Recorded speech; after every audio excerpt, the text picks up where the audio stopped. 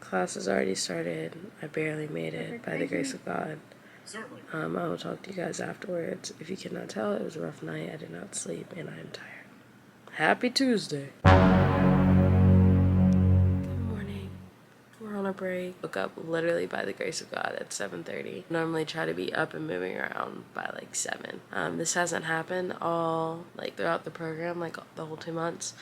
So that's good in a sense. I don't know. I'm just really tired and today's a busy day. So I'm just going to try to make it through. I am trying to be as productive as possible in class in hopes of if I feel like I should take a nap, which I probably should, during in between histo and anatomy review. It probably won't be long though because I've got to go to sleep at night, and I just think last night I was very anxious about a couple different things and it just leaked over. We're about to do lab. I'm probably gonna go downstairs and get some cereal and yeah.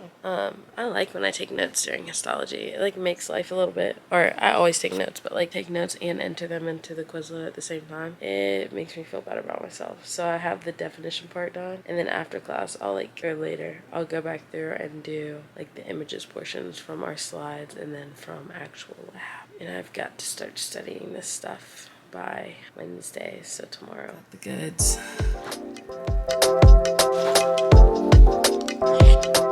Just looking at my little board back there. I actually did get a lot done yesterday, but it's still not enough.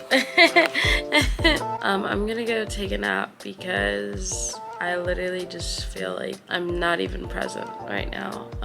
And then I have so much stuff to do today. I have to be back in here and working by no later than 11. I think I could do 11:30. I have a meeting at 12:30, but I think I could work on, okay, we'll just see how I'm feeling at 11. And the goal is to be back in here as soon as possible.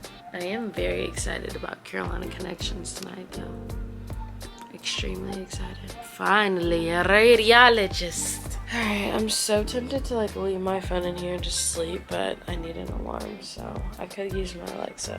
Alright, when you see me again, I'll be making my little to-do list for my whiteboard. Okay, my desk is actually not that messy, surprisingly. A little bit. But normally it would be a hot mess by this time. But give it time, it's only Tuesday. Alright guys, I'm gonna sit down and talk to you because I'm exhausted. I took a nap and I knew it was either gonna be an all or nothing. The goal was to be back in here working no later than 11:30, and I am proud to say that that did not happen. So not that proud actually. Honestly, I could care less. I'm sure I'll care tonight. I'm just so tired. The goal is to make it through anatomy review, because if I can't make it to the review sessions tonight, that's fine. I just need to put in a few good hours into anatomy, put in some more hours into physio, and call it a day. I'm just so exhausted. There's no food in the kitchen, so I literally ate pizza and fries, which sounds like a decent meal, I guess, but trust me, it's not. I have my meeting with my pure TA in 4 minutes. I haven't prepared a single thing, so honestly, I'm just gonna tell her I need a mental health check-in and then get off the Zoom because I'm just so out of it. If there's one thing that I have really learned from this program is I thought that the way that I used to function in college, which was only a year ago, and in high school, which was many years ago, which was I could just stay up. I literally used to get 3 or 4 hours of sleep and be fine. Granted, last night I literally probably got maybe 1.5, maybe 2 if I'm lucky. You can't. The way that you function on proper sleep is just a whole nother level versus you not functioning on proper sleep. I'm really struggling for words. I did a lot in histology today, and it honestly took so much out of me. You can still do what you need to do, but I don't know, it's once you get a taste of what it feels like to work at a high functioning level with a high functioning amount of sleep for a long period of time, get what you need to get done. Why would you go back to this? That's what I'm asking myself. So I really want to get to the gym, so I'm still gonna go for a walk or a run on the treadmill. And we have Carolina Connections, which I'm still excited about. If you want to know if these fries are good, they're not. I put them in the air fryer, so some of them are crunchy, some of them are not. More of them are not crunchy. I gotta go to the grocery store. Alright, let me log on. Because I could literally stare at this window for a good 10 minutes. 10 minutes that I don't have. Oh my gosh, I look like death. I just got done with anatomy review and I'm a walking zombie today. Put this into perspective. I've already had 2 cups of coffee and it's only like 2. Which, okay, granted, I made my second cup of coffee in the morning. Like it was like 11 and I made my first cup at like 7:45. Like I'm just so tired. And I really want another one, but that's probably not good. So we have office hours for anatomy in about an hour and 25 minutes. So I'm probably just gonna work on that for the next hour. And like office hours, like the way that it works for M.E.D is like you pop in, ask your question, pop out. So I don't know. I don't really have any questions for anatomy right now, but I still might pop in. I don't know. Like I said, I get FOMO. I need to rewrite on my board what I'm doing today. I did finish yesterday's to-do list. So that's good, but today's, I don't even have a to-do list for today. I feel like I've just been running around. I would really just love to. I might go lay down for about 10 or so minutes on my like mom's like big beanbag thing that she has in her room. And the reason why I lay down on there is because it's literally 2 steps away from in here. And that way it like just motivates me to get back in here. You know, when I go back to my bed in my bedroom, it's literally not that far away. Since I'm the oldest, my room is right beside my parents' room. And if you're an older sibling, you just know that that's just like a thing. Like, at least for me, they weren't finna let me get away with no type of mass murder. Now my youngest sister, who is the baddest, in my personal opinion, her room is the farthest away. What's that about? What's that about? I would never dare. This is so off topic and it's because I'm so tired, but I've never dared try to sneak out of my house when I was younger. Or now. I mean, now it's a little bit different, but no. Like, if you have a parent that's in the military, in my personal opinion, you're messing with a different type of crazy. Okay? So you just can't do any and everything.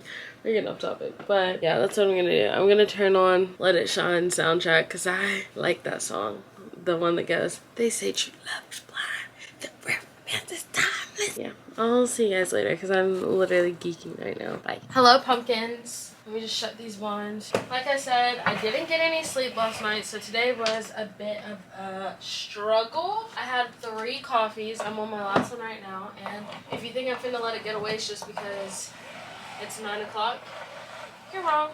So I don't even remember what the last clip was, but I think I told you guys I was gonna take a nap and I like wanted to, I like felt not bad, but just like, dang, like I've really been off this last like 2 weeks. I was like telling my peer TA the same thing and she was like, you know, like you're doing fine. Like everything that you're doing just takes time and just take it in chunks by chunks. And like we talked about like reasons why I'm stressing, blase, which is just because our final is cumulative and that's so much information. Even though I've technically already learned half of it, you still have to be able to recall any of that information at, you know, their request, depending on the question. And I don't know, it's just a lot of stress. Where's I going with this? I was telling her, I was like, I'm just so tired. And she was like, well, did you take this weekend off? I was like, the weekend off? No. She was like, well, you should definitely take some time off. So I think what I'm gonna do is work for an hour, work till 10, and then I'm gonna take this time off, like the rest of the night off. So it'll be like from 10 to whatever. I'm gonna try my darndest to wake up early and get started because tomorrow we don't have, where's my calendar? I like spilled coffee on my desk, so everything's out of place. We have free time basically from 9 to 4:30. Not even, because the things that we have to do are optional. Like we have 2 sets of office hours, they're optional. I didn't even go to the office hours today because I had no questions. I should have went to the other one. I don't know why I thought it was histology office hours, but it was physio.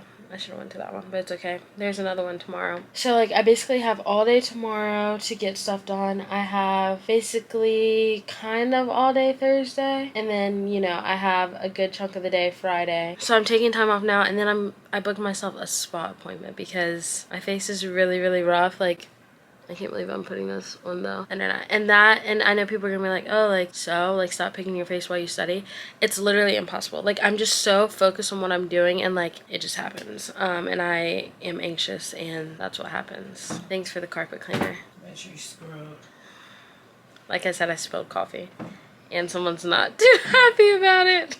I think the reason why I did so well on my midterms is because I took it in chunks, and I knew that I was going to be gone the weekend, so I really just made the most of my week, which was like I had 5 hours worth of class and like an hour in between each class. Instead of working every single hour or staying up super duper late, like I would pick one. Like I wouldn't try to do both. And this week and a little bit of last week, I've just been trying to do both. Like I've been trying to do too much, and it's killing me. Not literally. It's very hard on me mentally and physically. I also went to the gym tonight, and I only did 30 minutes at the gym, but I still did everything I would normally do at the gym. So I was literally running around in there like a chicken with my head cut off. Like I did abs, I did cardio. So I was like, I'm so tired. Like my arms literally feel dead from moving the elliptical. Oh my gosh. Is that what that's from? My arms have been so sore for like the past like 2 weeks, and I started doing the elliptical like pretty much every day 2 or 3 weeks ago. And I couldn't figure out why my arms were so tired. And it makes sense now. But oh my gosh, let me fill you guys in on Carolina Connections. It was amazing tonight. We had a radiologist, an anesthesiologist, and then 2 nephrologists. And y'all already know I asked the radiologist. I asked actually the first question of the night. So I was like, I don't have time to be in line. It was just amazing. Like, and I kind of got put on the spot a little bit. They were like, oh, well, what is interesting to you about radiology? And I was like, you didn't ask anybody else then. That's why was the first question, but they didn't ask anybody else like the rest of the time. It's a good mixture of technology and medicine, and I like both of those. And I just think it would be super duper cool to be able to read an x-ray and read MRIs and CT scans and ultrasounds, or whatever it is they have us doing, like whatever department you go in. And I've been giving it a lot of thought, subspecialty wise, and I have a few on my mind. One of them is kind of sensitive to me though, and I just don't know if I could do that every day for the rest of my life. It's rough. But it's kind of like my why medicine, so it makes sense. Like, I don't know, I feel like your why medicine, like most people are like, oh, like they have some story, normally it's tragic, and they go into that field because of that detrimental tragic thing that happened to them that made them choose medicine. Mine is the opposite. Like I want to still go in that field, sort of, kind of, but I just don't know if I could be around the thing that literally made me realize that I wanted to become a physician and be reminded of that thing every single day. Does that even make sense? Maybe one day I'll share it after I get in, because it is in my personal statement. But yeah, it was just so amazing. Like hearing her talk about radiology and just like what she does every day, and like, and how knowledgeable they all were. And the anesthesiologist caught my attention too. Like, and I always knew there's 3 specialties that I've really had my eye on, maybe 4. Anytime I hear them talk, I'm like, you're so, I mean, everybody's knowledgeable, but it's so amazing how knowledgeable they are about that one specific niche, and how knowledgeable they are about all the other niches. And one of the things that I really like about radiologists is they kind of have to be good at a little bit of everything. Like they have to know a lot about the whole body, and I like that. I like anatomy. I think the funnest thing that we learned in cardiology this summer was just like the transverse pericarditis and the oblique pericarditis. They're like basically 2 pockets in the heart, where one pocket is the transverse, you can stick your finger in and it stops cardiac outflow, and then the oblique one is like a spot that radiologists will look for fluid. Like if you're laying down in the hospital bed for a long period of time, like fluid will accumulate there.